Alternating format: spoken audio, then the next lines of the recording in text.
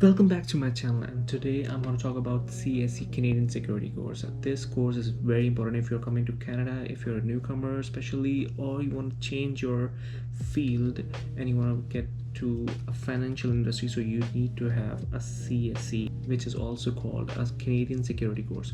For this course, basically you have to have the financial background, the financial knowledge. So this is actually a foundational service, a credential which top employers are actually looking for these days, and it's a baseline like regulatory requirement to perform securities, mutual fund and alternative funds transactions in many mutual funds and many other financial positions. So I haven't seen much information on YouTube, so I was thinking to make a video and to upload 15 questions every single day from the chapter. So I'm going to link the chapter as well, and I'm going to also post the questions with the answers, so that will definitely help you if you are doing a crash course or if the exams are coming up, so you can opt for it. And this is actually very helpful. So let's get started, and without wasting any time, I'm going to upload every single day. So here you go with the first 15 questions that I'm going to upload today.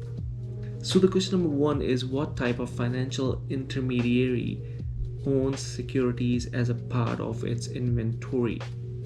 The answer is principal.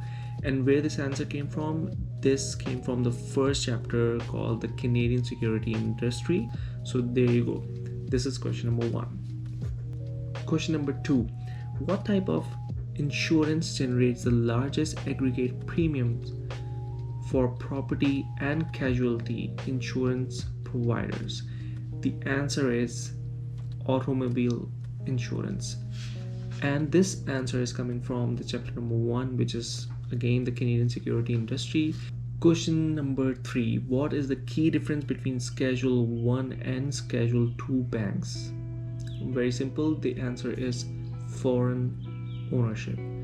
Again, the reference is from chapter 1, Canadian Security Industry. Question number 4, which type of Canadian banks focuses on providing corporate and investment banking? The answer is Schedule 3 banks.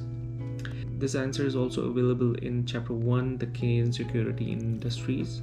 Okay, question number 5 is actually a situational question. So ABC Securities has both retail, institutional clients and underwrites a wide range of federal, provincial, municipal and corporate debt, as well as equity issues. Which type of investment dealer is ABC? So the answer is integrated firm. And this answer is also available in the Canadian Security Industry chapter number 1. So let's say there is a Brooklyn bank which has refused a loan to a client for upcoming vacations due to her poor credit history. Which financial intermediary should she consider approaching to obtain the funds from? So remember, she is in debt and poor credit history, which is very important in Canada. You have to have very good credit history. So she will go to Consumer Finance Company. Consumer Finance Company is the correct answer, and this answer is also available in chapter number 1, the Canadian Security Industries. These answers are very difficult to find it on internet. Probably there are no way that you can find these answers and this type of a quiz. So make sure that you practice a lot and listen to these questions and their answers again and again for the best result. Question number 7. In Canada, which type of markets do most bonds and debentures trade? So the answer for this question is dealer markets and over-the-counter OTC markets. These are the markets which deal with bonds and debentures in Canada. So this answer is available in chapter number 2, the capital market. Question number 8 is, who is responsible for providing liquidity on over-the-counter markets by posting bid and ask for quotation? The answer is market makers. This answer is available in chapter number 2, the capital market. Question number 9, how is liquidity ensured in over-the-counter market trading? The answer is market makers quote, bid and ask prices. So this is the correct answer, and this answer is also available in chapter number 2, the capital market. Question number 10 is a situational question. An individual who has 2 personal accounts and 1 account in trust at an investment dealer for a minor child, how would her coverage be evaluated by a Canadian Investor Protection Fund, which is also known as CIPF? The correct answer is 2 personal accounts are combined while the trust account is evaluated separately. Question number 11. What function is an investment advisor performing by detecting a suspicious transaction in a client account and reporting it? So the correct answer is gatekeeper role. And this answer is also available in chapter number 3, the Canadian regulatory environment. Question number 12 is a situational question. So let's say John feels he has been treated unfairly by his investment firm.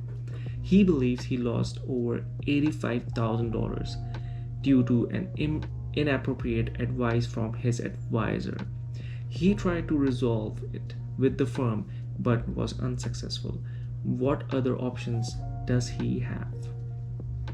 The correct answer is 1. He can file a complaint with the Ombudsman for Banking Services and Investments, which is also known as OBSI. Also, he can request arbitration from the Investment Industry Regulatory Organization of Canada, which is a very famous regulatory. It's called the IROC. This answer is also available in chapter number 3, the Canadian regulatory environment. Question number 13 is also a situational question. The financial advisor's client has $2,500 in the checking account, $50,000 in the term deposits, and $5,000 in savings account at one bank branch, and $75,000 in an RRSP, which is a retirement saving plan, at another branch of the same bank. How much would the Canada Deposit Insurance Corporation (CDIC) cover the financial advisor's client if the bank failed? So the correct answer is $132,500.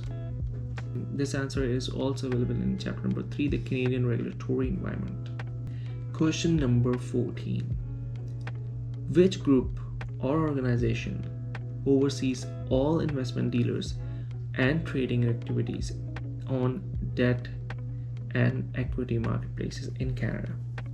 The correct answer is Investment Industry Regulatory Organization of Canada, which is also known as IROC. Question number 15 is also a situational question. So let's say Harris is employed by a large self-directed brokerage firm and has completed 30-day training period.